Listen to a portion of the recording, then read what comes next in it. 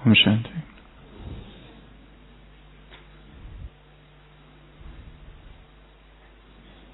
सूर्य की किरणें जब एकत्रित हो जाती है तो आग उत्पन्न कर सकती है। मन की शक्तियां जब एकाग्र हो जाती है तो ऊर्जा का विस्फोट होता है।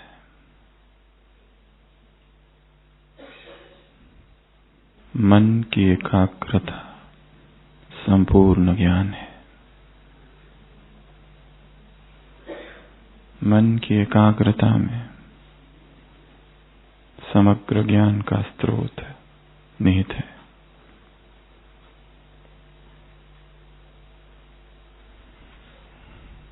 ऊर्जा की अनुभूति एकाग्रता की अनुभूति है।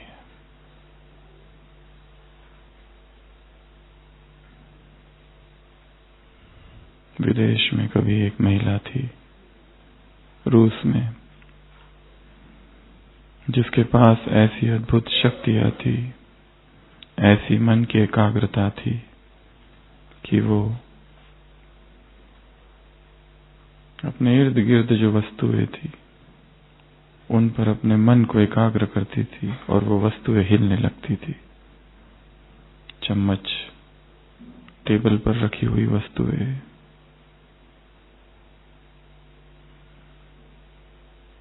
परंतु वैज्ञानिकों ने शोध किया और पाया जब भी ये रूस की महिला इस तरह के प्रयोग करती थी तो उसका 3 पाउंड वेट कम हो जाता था। ऊपर से उसने कुछ भी नहीं किया, जो किया अंदर से किया, परंतु शक्ति बाहर गई और उसका वजन घट जाता था। वो लगभग 1 हफ्ता थोड़ी अस्वस्थ रहती थी और फिर सामान्य हो जाती थी। ऐसे बहुत से शक्ति के प्रयोग है, एकाग्रता के प्रयोग है।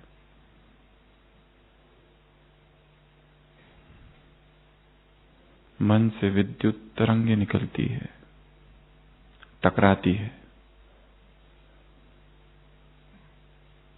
विचार ऊर्जा है, एनर्जी है। वो एनर्जी यदि एकाग्र हो जाए तो वस्तुओं को, चीजों को, भौतिक चीजों को, मटेरियल को प्रभावित कर सकती है। यहां तक कि संसार की जो चीजें हैं और उनके जो एटॉमिक नंबर्स है वो बदल सकते हैं।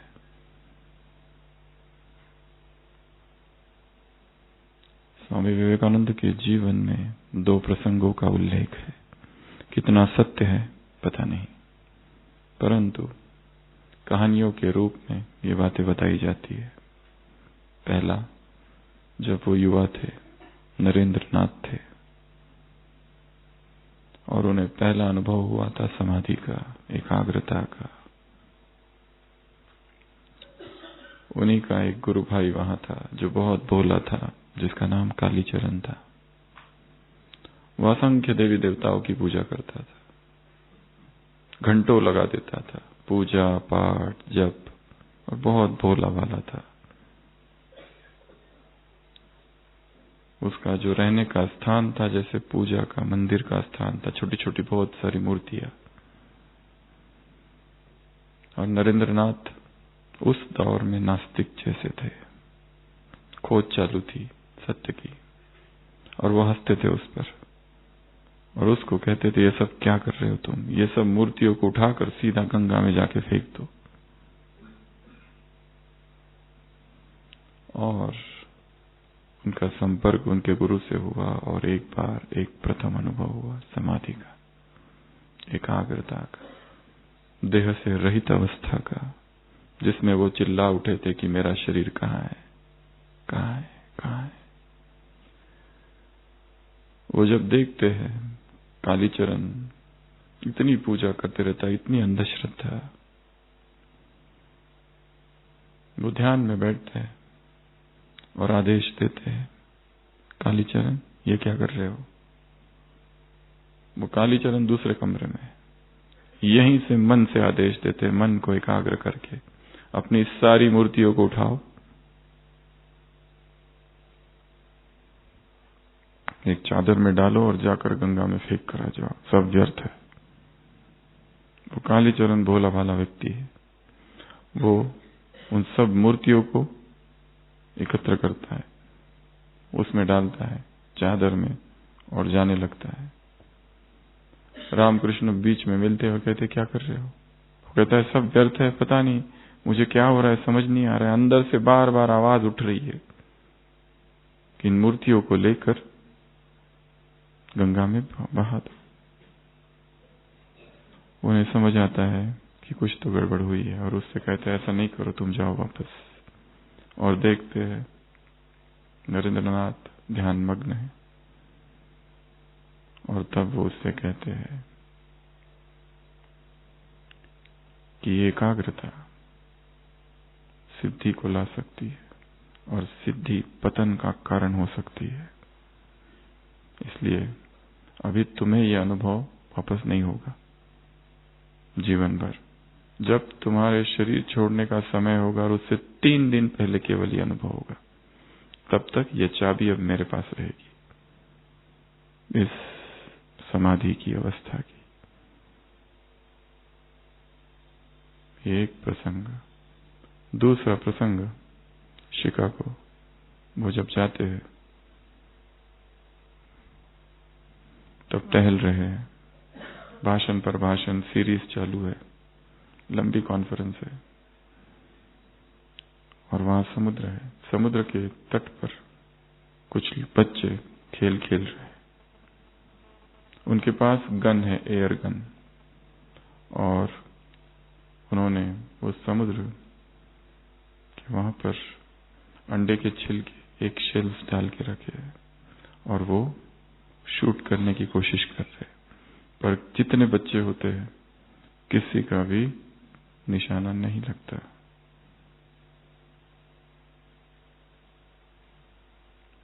वो बच्चे इस युवक से कहते क्या, विल यू ट्राई, हमसे नहीं हो रहा है, आप एक बार कोशिश करके देखो। और वो लेते हैं और जितनी भी गोलियां उसमें से निकलती है एयर गन से, वो सभी निशाने पर लगती है और सारे एक शेल्स टूट जाते हैं। वो बच्चे बहुत खुश होते हैं और उनसे पूछते हैं, आप बहुत एक्सपर्ट लग रहे हो इस बारे में, आपने शायद बहुत प्रैक्टिस की है। वो कहते हैं कौन सी प्रैक्टिस, मैं एयर गन ही पहली बार पकड़ रहा हूं, हमारे भारत में ऐसी एयर गन होती नहीं, मैंने पहली बार ही पकड़ी है। वो पूछते हैं फिर आपने कैसे मार दिया, तीर निशाने पर कैसे लगी सारी गोलियां? और वो फिर वही उत्तर, एकाग्रता। जब मन एकाग्र हो, मन स्थिर हो, तो सारी सिद्धियां, सारे कार्य स्वतः हो सकते हैं। परंतु एकाग्रता के इस मार्ग में एक खतरा भी है। एकाग्रता सिद्धियां लाएगा, एकाग्रता अहंकार भी लाएगा। इसलिए एकाग्रता लक्ष्य नहीं है, ना ही मेडिटेशन एकाग्रता है। मेडिटेशन बहुत बड़ी, मेडिटेशन की परिभाषा बहुत बड़ी है। मियरली मेडिटेट, एक कॉन्सेंट्रेशन इज नॉट मेडिटेशन। एकाग्रता तो संसार में बहुत लोग हैं जो सिखाते हैं, पर हां, एकाग्रता सीढ़ी जरूर है। अध्यात्म का लक्ष्य है साक्षी भाव, उसकी एक सीढ़ी एकाग्रता हो सकती है। एकाग्रता शुरुआत है, साक्षी भाव अंत। साक्षी भाव से चित्त शांत हो जाता है, एकाग्रता से शक्तिशाली बनता है। परंतु वो शक्ति यदि दिशाहीन हो जाए तो अनर्थ कर सकती है।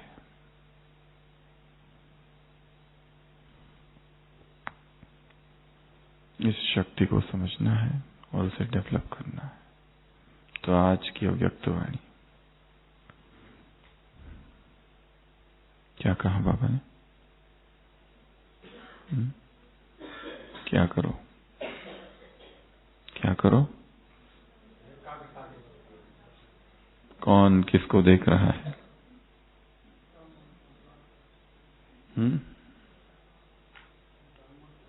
ये ब्राह्मण संसार कैसा है? ये संसार छोटा है, न्यारा है, श्रेष्ठ है, प्यारा है, विशेष है, अलौकिक है। संसार में परिवार है, छोटे छोटे परिवार है, ये बड़ा परिवार है।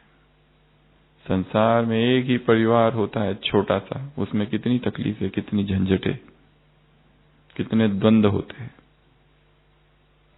और लौकिकता होती है। ये परिवार कैसा है? इतना बड़ा, इतना लौकिक, एक न मिले दूसरे से, वन वन की काठी है यहाँ पर। कोई कहां से, कोई कहां से, कोई कहां से, परंतु सभी फिर भी एक सूत्र में बंधे हुए हैं।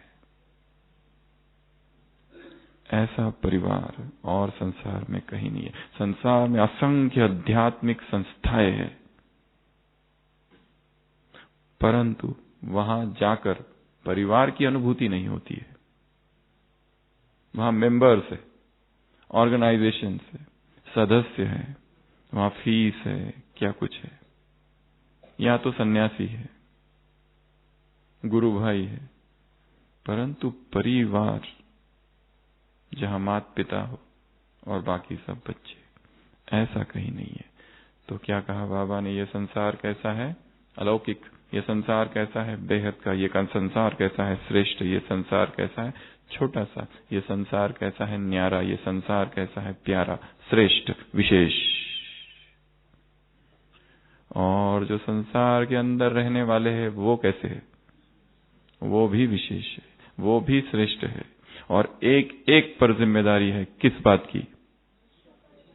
विश्व परिवर्तन की। तुम ऊंचे जाओगे तो संसार ऊंचा जाएगा, तुम नीचे जाओगे तो संसार नीचे जाएगा। सब कुछ तुम पर निर्भर है। तुम ऊपर, संसार ऊपर, तुम नीचे, संसार नीचे। तुम्हारी वृत्ति, दृष्टि, कृति सब संसार को प्रभावित कर रही है। तुम्हारा संकल्प संसार को प्रभावित कर रहा है। और मधुबन विशेष ये लाइट हाउस है, सेंटर है, टीवी स्टेशन है। यहां से किरणें संसार में फैलती है।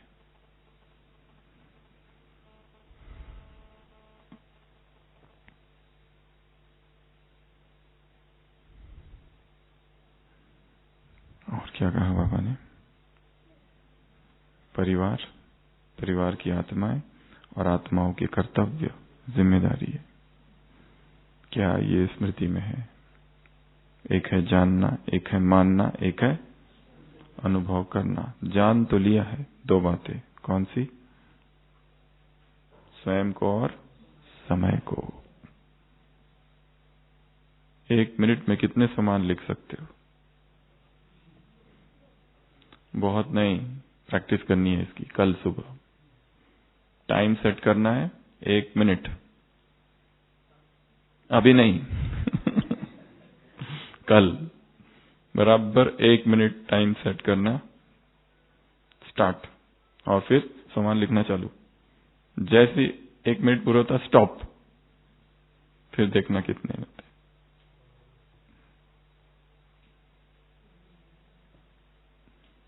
तो ये है पहली ड्रिल, पहला होमवर्क आज की मुरली से। 1 मिनट में कितना याद आता है।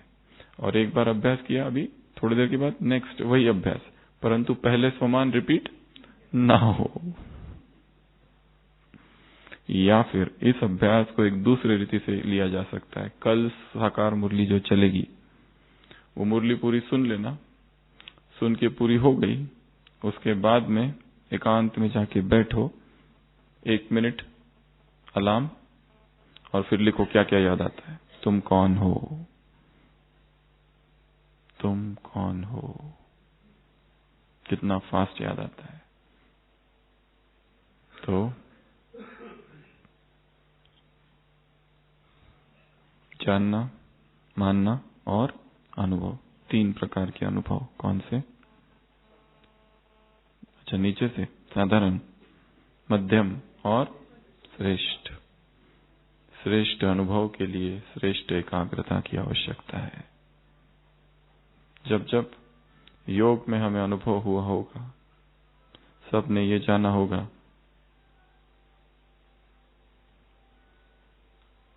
कि वो अवस्था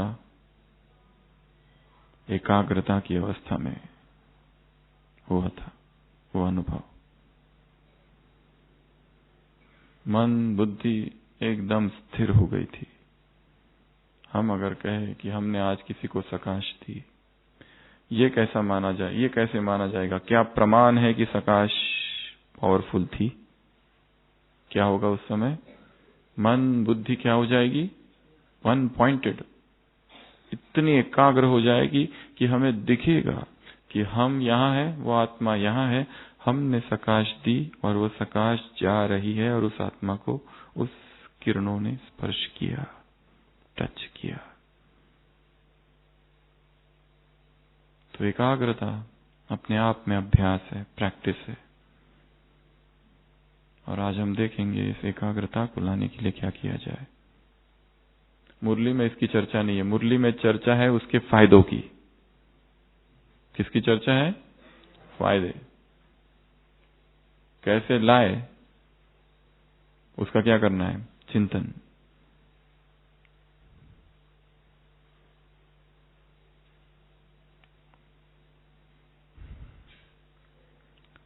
और क्या कहा? सीट पर सेट हो जाओ, तब अनुभव होगा। अगर नहीं होते हैं तो क्या होता है? अपसेट। फिर क्या होता है? बेचैन होते हैं, आनंद की अनुभूति नहीं होती है, परेशान होते हैं, परवश होते हैं, अपसेट होते हैं, प्रभावित होते हैं माया से, प्रकृति से, आत्माओं से, संस्कारों से, अपने आप से भी। स्वभाव और संस्कार, 2 शब्द।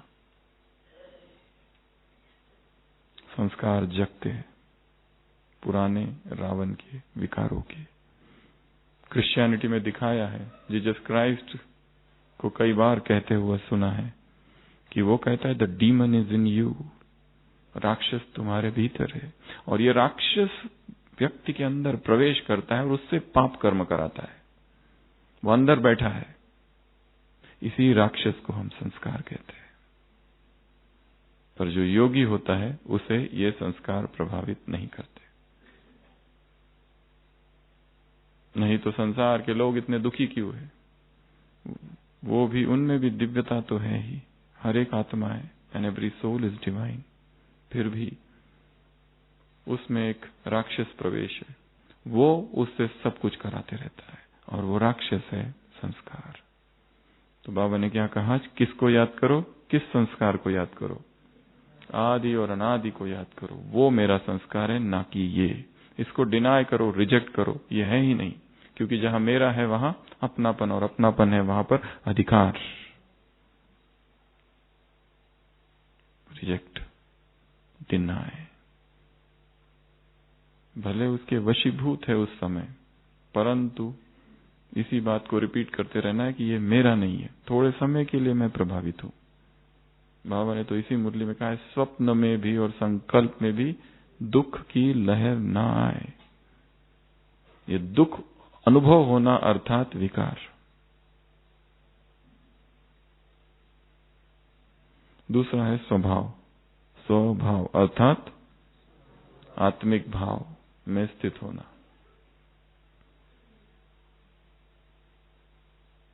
तो ये जो कंसंट्रेशन पावर है, इससे क्या क्या होता है, इस मुरली में इसकी चर्चा है। पहला, क्या करती है एकाग्रता की शक्ति? तुम्हें निर्विघ्न बनाती है। कैसे? सहज। जहां एकाग्रता नहीं है वहां विघ्न ही विघ्न है। ज्ञान में एकाग्रता नहीं, मुरली याद नहीं रहेगी। योग में एकाग्रता नहीं, बुद्धि भटकेगी। एक है भटकता हुआ चित्त, एक है एकाग्र चित्त। सेवा में एकाग्रता नहीं तो क्या होगा? सफलता नहीं होगी। और क्या होगा?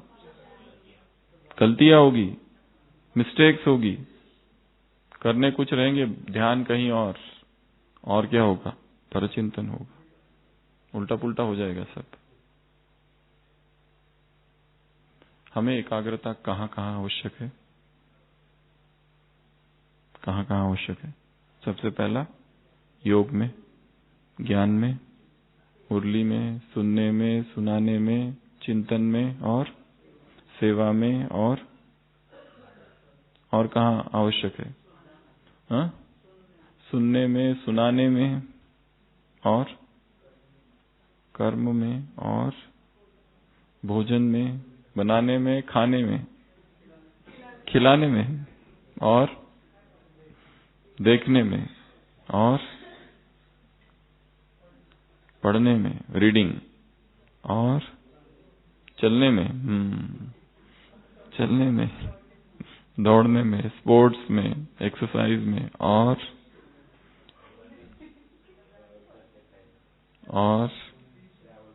स्पीच में, बोलने में। और एकाग्रता कहां कहां आवश्यक है? कोई बहुत स्किलफुल काम है वो करते समय, कि जिसमें बैलेंस की ज्यादा आवश्यक है, वहां आवश्यकता है। ड्राइविंग करते समय, क्रिएटिव कार्य करते समय, कोई प्रॉब्लम को सॉल्व करते समय, कोई सम को सॉल्व करते समय, कोई समस्या के ऊपर चिंतन करते समय, कोई विकार से मुक्त होने के लिए चिंतन कर रहे, उसके ऊपर एकाग्रता चाहिए। एडिक्शन से फ्री होना है, उसमें एकाग्रता की आवश्यक है। और संशोधन करने में, रिसर्च करने में साइंटिस्ट कितना एकाग्र होता है। संगीत में एकाग्रता की आवश्यकता है, साइंस में एकाग्रता की आवश्यकता है, और डांस में एकाग्रता की आवश्यकता है, सिंगिंग में एकाग्रता की आवश्यकता है, और पेंटिंग में एकाग्रता की आवश्यकता है। हर कार्य कौशल जो भी है, सब में एकाग्रता की आवश्यकता है। Doctor profession, medical profession, lawyer, legal profession, कोई भी प्रोफेशन हो, स्कल्प्टर, मूर्तिकार, शिल्पकार, कवि, सबको क्या चाहिए? एकाग्रता चाहिए। अगर एकाग्रता नहीं तो ध्यान भंग हो जाता है, बुद्धि इधर उधर भटकने लगती है। कुछ जिस लक्ष्य के लिए आए वो लक्ष्य हम नहीं देखते, कुछ और देखने लगते। एक व्यक्ति सोचता है कि मुझे तीर्थ स्थान पर जाना चाहिए, बहुत भक्ति भाव वाला है, और ऐसे एक बड़े तीर्थ स्थान पर पहुंचता है, और तीर्थ स्थान पर पहुंचते ही देखता है यहाँ क्या हो रहा है, लोग ये क्या कर रहे हैं। लोग तो बिजी है खरीदारी में, लोग शॉपिंग कर रहे हैं वो, क्योंकि वो तीर्थ स्थान ही नहीं है, टूरिस्ट प्लेस भी है, क्योंकि इतना बड़ा है। और जितना बड़ा तीर्थ स्थान उतना ही बड़ा वो क्या बन जाता है?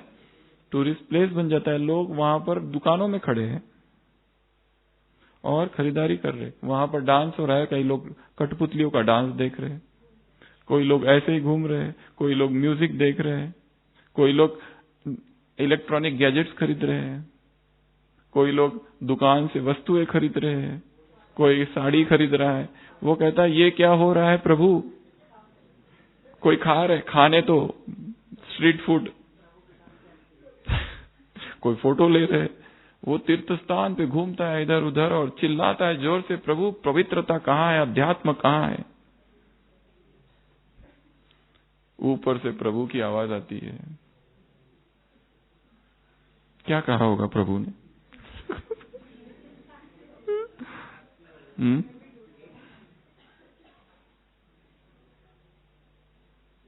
ये सारे लोग पहले मंदिर जाकर आए, इन्होंने अपनी पूजा पाठ जप तप पूरा किया, उसके बाद ये कर रहे हो, और तुम अभी अभी आए और ये कर रहे हो।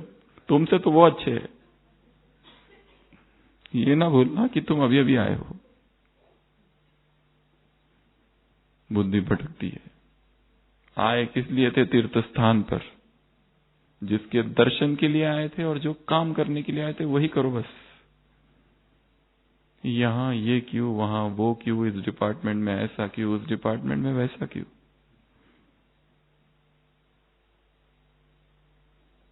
वो नहीं देखना है। परचिंतन, परदर्शन, ये बुद्धि का भटकाव है। जिस कार्य के लिए मधुबन आए हो बस वही करो, फिर अवसर नहीं मिलेगा। तो सबसे पहला एकाग्रता क्या कर देती है? निर्विघ्न बना देती है। ज्ञान सफल होगा, योग सफल होगा। संपूर्ण एकाग्रता ही समग्र ज्ञान है। ज्ञान केवल पढ़ने से और सुनने से प्राप्त नहीं होता है। चित्त एकाग्र होते ही इंट्यूशन जागता है, अंतर प्रेरणा, अंतर प्रज्ञा जागती है। जो भी किताबें संसार में लिखी हुई है वो सब पास्ट एंशिएंट स्टोरीज है, पुरानी। अभी क्या है वो जागेगा भीतर। अब क्या करना है वो अंदर से आएगा। केवल तैयार करो स्वयं को। तो सबसे पहला फायदा क्या एकाग्रता का?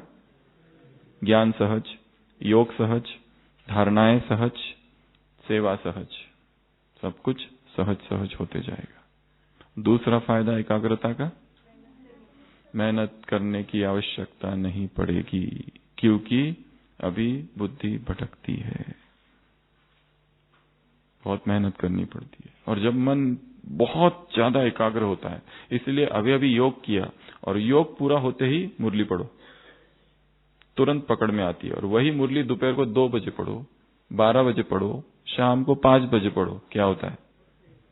पढ़ ही रहे, कहां पढ़ रहे और कितना पढ़ के पूरी होने के बाद भी पता नहीं कि हो गई। होने के बाद पता चलता है ये पूरी हो गई।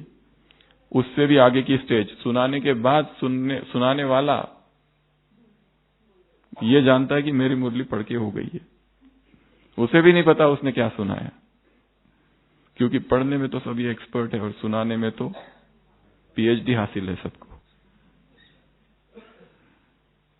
परंतु वो मैकेनिकल है केवल। इसलिए योग में, ज्ञान में, सेवा में, धारणाओं में क्या होगा? मेहनत कम होती जाएगी। इसलिए एकाग्रता कोई एक दिन का अभ्यास नहीं है, छोटी छोटी चीजों में एकाग्र। अभी सुनने बैठे हैं यहां पर, इतना एकाग्रता से सुनो, कुछ भी, चाहे मुरली, क्लास, कुछ भी, just be one year, all years. सुनने के अतिरिक्त तो कुछ भी नहीं करना। और उस क्रम को एक ट्रैक बनाओ, यहां से चालू किया, फिर ये आया, फिर ये आया, फिर ये, एक फ्लो चार्ट।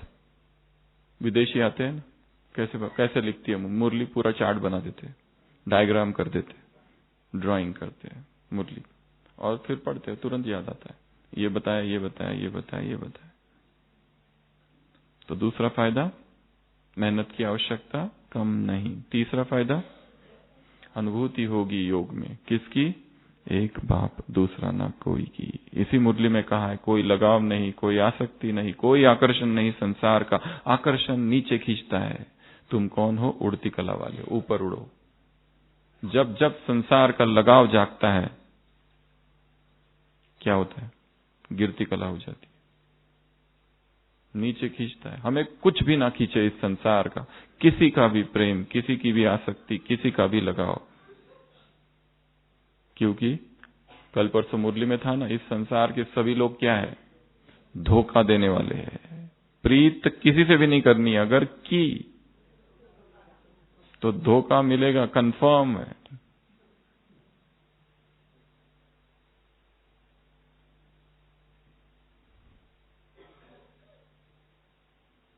सबसे बुद्धि योग निकालो, कोई भी हो फिर हो।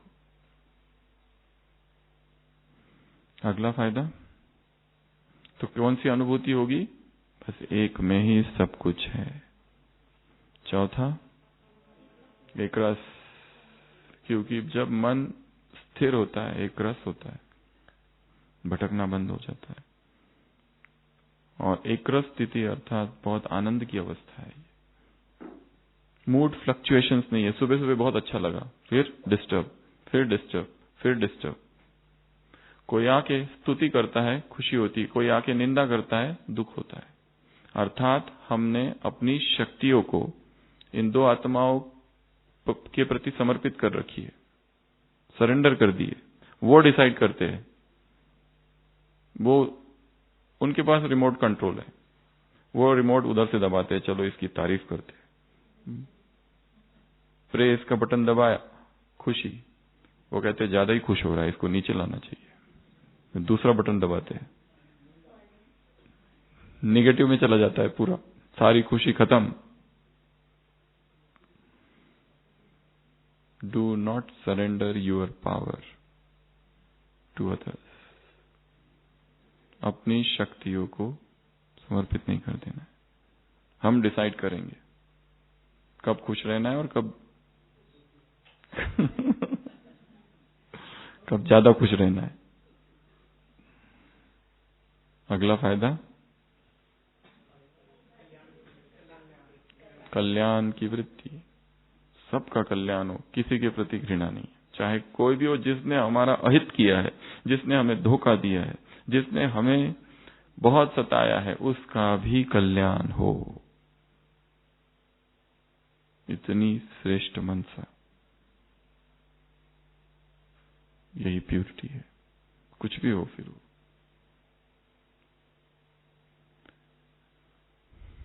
जैसे भगवान किसी से घृणा नहीं कर सकता, हम भी किसी से घृणा नहीं कर सकते।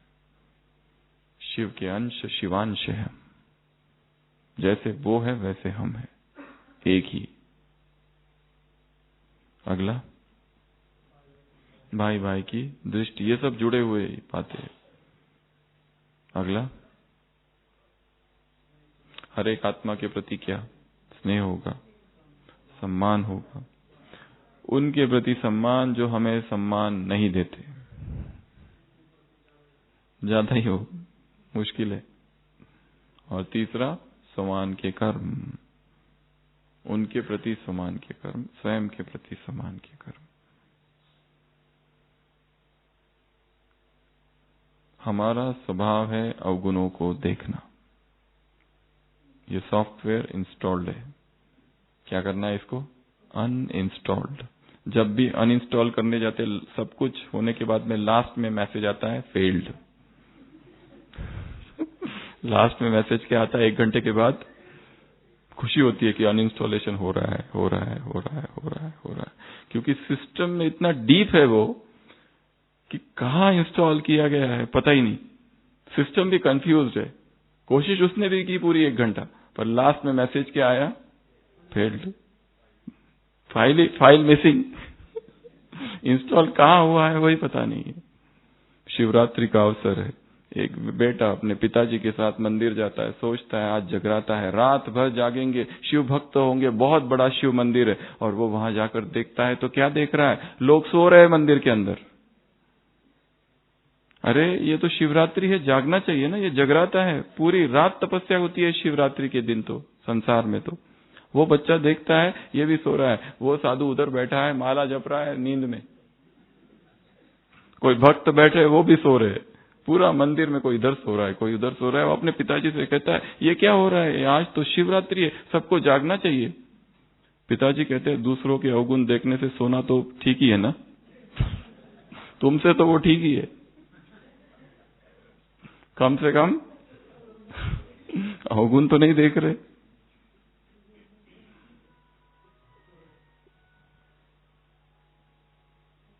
सातवां, हर आत्मा के प्रति स्नेह, सम्मान और समान के कर्म। आठवां, मालिकपन की स्थिति, परवश स्थिति से मुक्त। और परवश जो आत्मा होती है वो किसी के अधीन होती है, वो आत्मा डिसाइड करती है उसका सब कुछ। परवश, इन्फ्लुएंस्ड, प्रभावित, उसके अपने कोई विचार नहीं है, उसका अपना कोई डिसीजन नहीं है। कोई भी डिसीजन लेना है जीवन का, क्या करते, तुरंत फोन लगाएंगे। अगर सामने वाला फोन नहीं उठाता तो उससे दुखी, उससे नाराज, उस पर गुस्सा। एकाग्रता की शक्ति हमें क्या बनाएगी, मालिक। अपने जीवन के जितने महत्वपूर्ण डिसीजन है वो कैसे है, हमें खुद लेना है। भगवान तुम्हारे साथ है, तुम जो डिसीजन लेना है, यहाँ रहना है, मधुबन में रहना है, सेंटर रहना है, सेंटर रहना है, जॉब करना है, जॉब करना है, फुल टाइम करना है, पार्ट टाइम करना है, कितने प्रश्न हैं।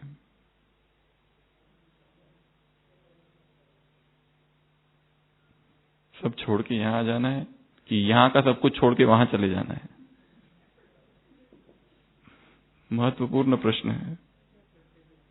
या 50-50 का भी इधर भी कभी उधर भी, इधर का भी देख लेते उधर का भी देखते हैं, जरूरत पड़ी तो दोनों। जैसे कई लोग बैच लगाते हैं, पर इतना छोटा बैच जो बटन वाला होता है, अगर कोई बीके मिल गया तो उसको दिखाएंगे बैच तो है, और बाहर वालों के साथ उनको पता ही नहीं चलने देते कि बैच भी है, इधर भी और उधर भी, दोनों तरफ तोड़, बैलेंस।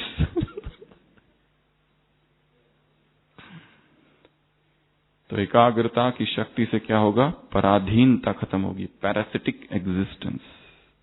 दूसरे पर आश्रित है, पराश्रित है, हर चीज के लिए, इमोशंस, डिसीजंस, पैसा, हर चीज के लिए सबसे शक्तिशाली वो है जो इंडिपेंडेंट है, उसे कुछ नहीं चाहिए, और दूसरों के कमेंट्स और दूसरों का क्रिटिसिज्म और दूसरों का अपोजिशन जिसे स्पर्श नहीं करता है, जब उसे पता है कि राइट है। हाँ, पर इसका मतलब ये नहीं कि ऐसा व्यक्ति इनसेंसिटिव है, वो तो बहुत ज्यादा संवेदनशील है। पर यह अध्यात्म में परिपक्वता है एक तरफ, तो दूसरी तरफ अत्यंत संवेदनशील भी है, रिसेप्टिव है, पकड़ता है बहुत फास्ट आत्माओं के मन में क्या है, मंशा क्या है उनकी। अगला, एकाग्रता की शक्ति क्या करती है? दृढ़ता लाती है। एकाग्रता होगी तो जो संकल्प हम एकाग्र अवस्था में करेंगे वो दृढ़ होगा और फिर वो सफल भी होगा, गले का हार होगी सफलता। जो डिसीजन स्कैटर्ड अवस्था में लिया गया है, डिसीजन लिया है, करना है नहीं करना है, हाँ ना हाँ ना। भीष्म प्रतिज्ञा कैसी थी? एकाग्रता की थी वो। चाणक्य प्रतिज्ञा कैसी थी? एकाग्र अवस्था में की हुई प्रतिज्ञा थी। महाराणा प्रताप की प्रतिज्ञा कैसी थी? एकाग्रता की अवस्था में। शिवाजी की प्रतिज्ञा कैसी थी? एकाग्रता की अवस्था की प्रतिज्ञा थी। जितने देश फ्रीडम फाइटर हुए उन सब की प्रतिज्ञा कैसी थी? एकाग्रता की अवस्था की थी, इसीलिए वो सफल हो पाए। और 10वां,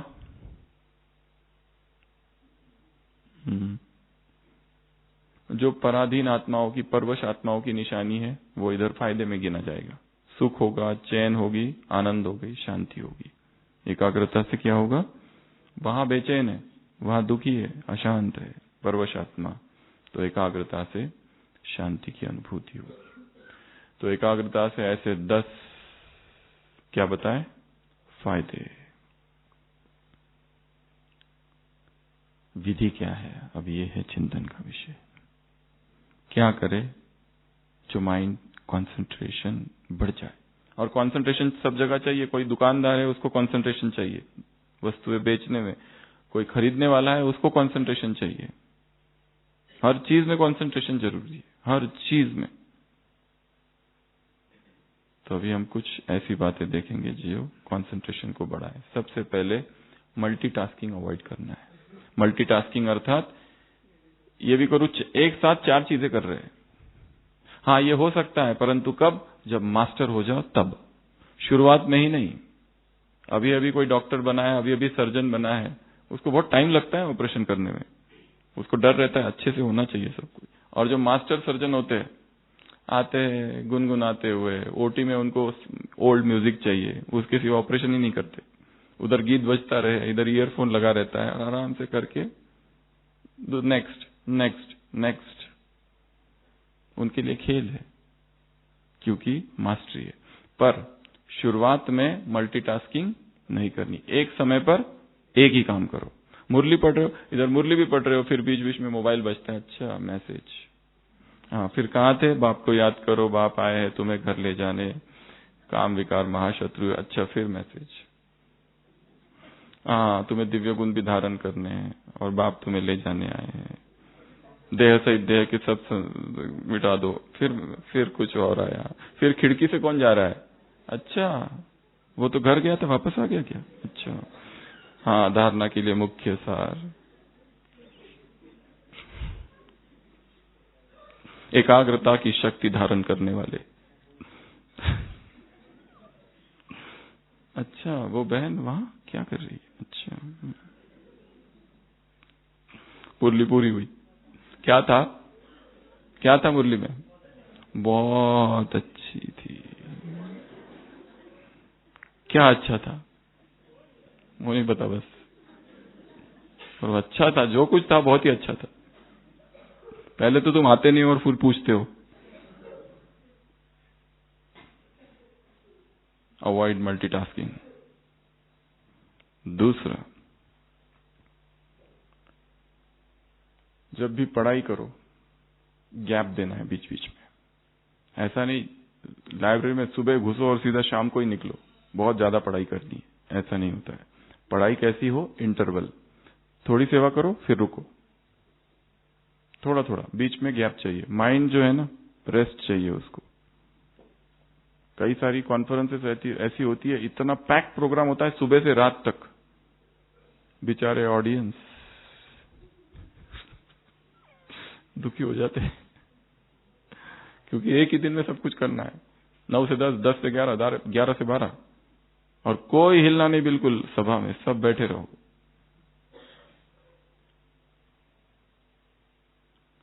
क्या करना है? गैप देना है। मुरली पढ़ रहे हैं, मुरली भी पढ़ने की विधि है। एक पैराग्राफ पढ़ लो, अब रुको थोड़ा, या तो रिवाइज करने की कोशिश करो या कुछ तो करो, पर थोड़ा सा रुक जाओ। सीधा पूरा के पूरा पढ़ लिया, और पढ़ते भी किस लिए? संतुष्ट होता है, हो गया पढ़ के, काम पूरा हुआ, आज का काम पूरा हुआ, बस। वो भी एक मेंटल हैबिट है, बस उस लिए पढ़ रहे, इसलिए धारणा भी नहीं हो पाती। नहीं तो एक ही वाक्य, एक ही पैराग्राफ में कुछ तो ऐसा है जो कभी हमने सुना नहीं, देखा नहीं, चिंतन नहीं किया, ऐसी कोई ना कोई नई पॉइंट है उसमें। तो दूसरी विधि क्या है? या तीसरा, देखना। क्या करो? लक्ष्मी नारायण का ये जो चित्र है, बाबा कहते पिक्चर के सामने बैठ जाओ और देखो। देख लिया, अब ये आंखें बंद करो और सोचो, रंग कौन सा थे, कौन से था, क्या क्या था, कलर कौन से थे, जेवर कौन कौन से थे, मुकुट कैसा था। Try to remember. या फिर कंसंट्रेशन बढ़ाने के लिए टेक्निक्स क्या होती है? इस कमरे में एक बार देख लो, ये है ना पूर्वज, सबको देख लो एक बार। अब आंखें बंद करो, याद करो। नहीं, पर पहले पता चाहिए कौन कौन है नहीं तो ये वैसा ही हो जाएगा, किसी को दिखाओ चाइनीज और उसको बोलो पढ़ो, वो कहता है मुझे नहीं आ रहा है। बोलते कोशिश तो करो।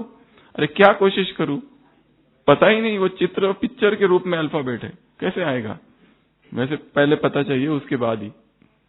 या फिर कुछ भी, कोई भी एक चित्र देख लो, और कितने चित्र लगे हुए। या फिर जहां मुरली सुनते हो, जो सेंटर है, वहां पर स्लोगन्स लगे रहते हैं। ओम शांति भवन में स्लोगन रखे रहे, तो कई बार स्लोगन पढ़ लो, और अगले दिन जब बैठते हो तो सोचो कि मेरे इस राइट हैंड के पास कौन सा, उस गेट नंबर 1 में कौन सा स्लोगन लगा हुआ है, याद करने की कोशिश करो। डाइनिंग में जाते हो, जगह जगह पर कौन कौन से स्लोगन है, मेंटल नोट करके रखो, और फिर अगली बार याद करो। So this is third. क्या करना है? देखना। और एक चीज है देखने में, श्वास को देखना। एकाग्रता से बैठ जाओ और श्वास को देखो, श्वास आ रही है, श्वास जा रही है, एकाग्रता। तीसरा है संवेदना, पूरे शरीर पर जो सेंसेशंस होते, एकाग्रता, 1 घंटा बैठ जाओ और ऊपर से नीचे, नीचे से ऊपर तक किस तरह की संवेदना है, कहीं दर्द है, कहीं खुजली है, मन एकाग्र होगा इससे भी। अगला, डिस्ट्रैक्शंस अवॉइड करने हैं। अगर पढ़ना है, मोबाइल बंद कर दो, ऑफ कर दो, बाजू में रख दो। खिड़की से बार बार देखते हो, खिड़की बंद कर दो। पढ़ते हो और बार बार किचन में जाते हो, फिर देखते हो कुछ है क्या खाने का, डब्बे में हाथ, वो सारी चीजें हटा दो। डिस्टर्बेंस है, जो भी डिस्ट्रैक्शंस है, उन सबको हटाओ वहां से। जो भी मन को भटकाने वाली चीज है, उसमें और एक है स्पाइडर टेक्निक होती है एक, जो साइकोलॉजी में सिखाई जाती है। स्पाइडर क्या होता है? वो स्पाइडर होता है ना, वो ट्यूनिंग फोर्क अगर लो और उसको उसके जाले के पास लगाओ तो वो देखता है क्या है क्या है, पर कंटिन्यूअस रखो, वो देखना बंद कर देता है। जैसे रेलवे स्टेशन पर देखा होगा, भिखारी सोते हैं, उनको डिस्टर्बेंस नहीं होता। हमको अगर कहो कि तुम सो जाओ यहां, हमको नींद आएगी क्या? बिल्कुल नहीं। उन लोगों को नींद तब नहीं आती है जब रेलवे की स्ट्राइक होती है कि रेलवे आ क्यों नहीं रही, आज नींद ही नहीं आ रही है, उल्टा हो रहा है उस आवाज को क्या करना है? स्वीकार कर लेना है। जैसे बाजू वाला खर्राटे लेता है, हमारे मन में विरोध है, कौन सा? कि मुझे कमरा बदलना है सबसे पहले तो, और उसकी कोशिशें चालू है, या फिर इसको कुछ करूं। Accept that as a music. उसको स्वीकार कर लेना। उस स्पाइडर, ये है स्पाइडर टेक्निक। ये जो डिस्ट्रैक्शंस आ रहे हैं ना, ध्यान नहीं देना, वो होते रहेंगे। गाड़ियां आ रही है, गाड़ियां जा रही है, कोई बात करता है, अचानक मोबाइल बजता है, बजने दो, कुछ फर्क नहीं पड़ता है, जिसका बज रहा है बजने दो। दरवाजा जोर से खुलता है, कोई जोर से बैठता है सोफा पर, डिस्ट्रैक्शंस। उसके बाद अगला है डेडलाइन सेट करनी है। जब तक डेडलाइन सेट नहीं है, एकाग्रता नहीं आती। अच्छा, तुमको किताब पढ़नी है, कब पढ़नी है? पढ़ो जब भी टाइम मिले। अब सोच लेना कभी नहीं होने वाला। उसको बोलो 3 दिन में पढ़ के मुझे वापस चाहिए, तो वो पढ़ता है। 3 ही दिन है उसके पास। डेडलाइन सेट करनी है, मुझे ये किताब 3 दिन में खत्म करनी है। फिर इमरजेंसी सिचुएशन जागती है, तब एकाग्रता आती है। उसके सिवा एकाग्रता नहीं आती है। इसलिए जो भी किताब मिले, पहले संकल्प क्या करना है? पढ़ना है। दूसरा काम दे रहे सबको, ज्ञानामृत लक्ष्य रखो, 15 तारीख के अंदर उसे मुझे पढ़ के पूरा करना है, हर मास के। क्योंकि कई सेंटरों पर लेट पहुंचता है, 8 तारीख 10 तारीख। क्या लक्ष्य रखेंगे? 15th I have to finish it. World renewal magazine है, सब पढ़ लो एक बार, क्योंकि उसमें बहुत अच्छे अच्छे अनुभव होते हैं लोगों के। मन को बिजी रखना है, तो डेडलाइन सेट करना है। उसके बाद में अगला है कंसंट्रेशन बढ़ाने के लिए एक्सरसाइज। डेली क्या चाहिए? एक्सरसाइज चाहिए। बॉडी में फ्लो हो। लोग एक्सरसाइज करना बंद कर दिया है, एक्सरसाइज ही नहीं है।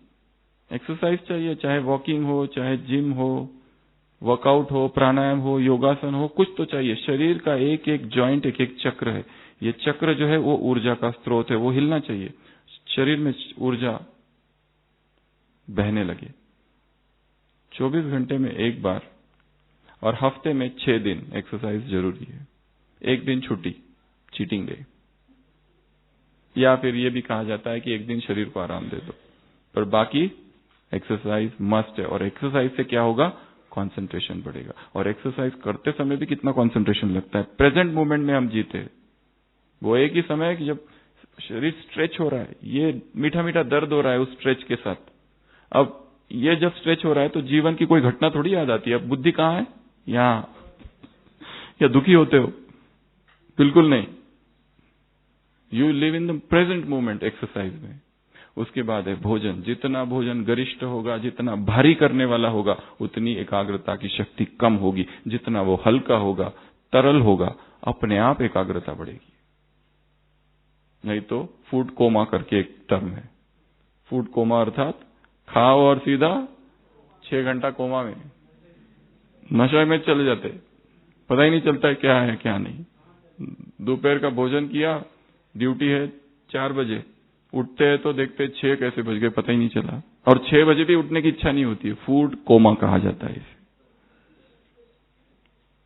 इसीलिए हल्का कर दो उसको। उसके बाद में अगला, हार्ट और माइंड को एक करो, तो एकाग्रता होती है। जो कर रहे हो उसमें इमोशंस को डाल दो अपने, तो ही एकाग्रता बढ़ती है। खाली ऊपर ऊपर से किया तो नहीं होगा। कुछ भी कर रहे हो, चाहे भोजन बना रहे, क्या करना है? मनोभाव से करना है। उसमें अपने उड़ेल दो अपनी आत्मा को, तो अपने आप एकाग्रता बढ़ जाएगी। उसके बाद में इंटरेस्ट। एकाग्रता कैसे बढ़ती है? इंटरेस्ट। बच्चा है, उसको बिल्कुल इंटरेस्ट नहीं है मैथ्स में, उसको कुछ याद नहीं रहता है, पर उसे ये पता है कि पिछले साल क्रिकेट में उसने कितने रन बनाए थे। सब कुछ याद है उसे क्रिकेट का। क्यों? क्योंकि उसका इंटरेस्ट उसमें है। उसका तुम्हारे मैथ्स में, बीटा थीटा में कोई इंटरेस्ट ही नहीं है तुम्हारा उसका। और उसको वही सिखाया जाता है, ये तुमको करना है। उसका इंटरेस्ट उसमें है। तो जिसमें इंटरेस्ट है, तो ज्ञान में, योग में, धारणा, GYDS में इंटरेस्ट डेवलप करना है धीरे धीरे। तो क्या होगा? एकाग्रता बढ़ेगी। उसके बाद में अगला क्या करेंगे एकाग्रता लाने के लिए?